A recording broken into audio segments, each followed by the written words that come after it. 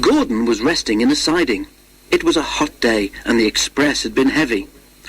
"I get so out of breath," he complained, "but nobody cares. They just say I'll be all right after a rest."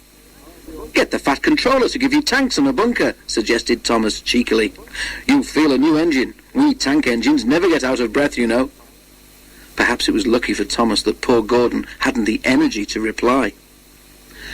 The men worked hard on Gordon, but they couldn't make him better.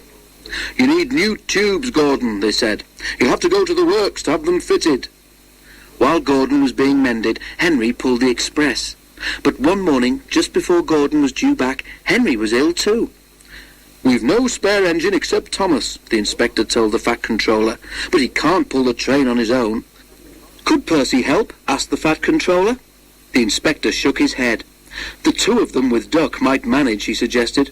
"It's only as far as the works. They're sure to have a spare engine there."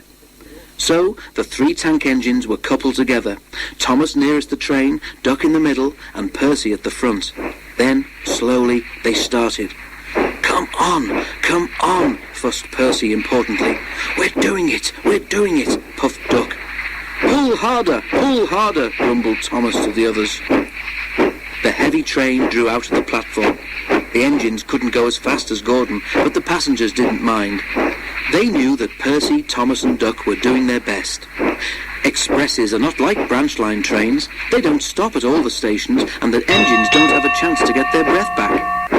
Soon the 3 began to feel tired. They struggled valiantly up Gordon's hill, but the strain was beginning to tell. "I'm glad we didn't stick there," thought Thomas. "Gordon would never have let us hear the last of it."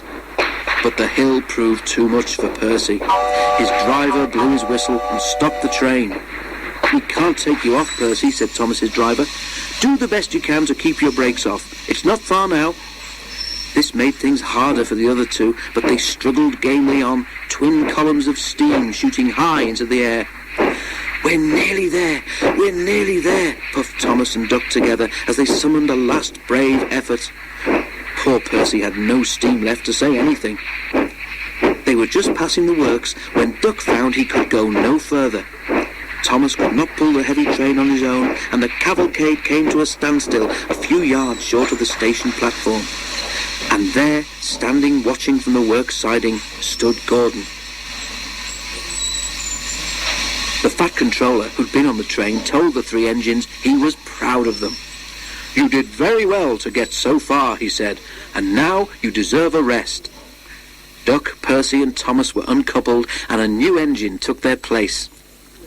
As the tank engines moved wearily away, Gordon looked at Thomas and smiled.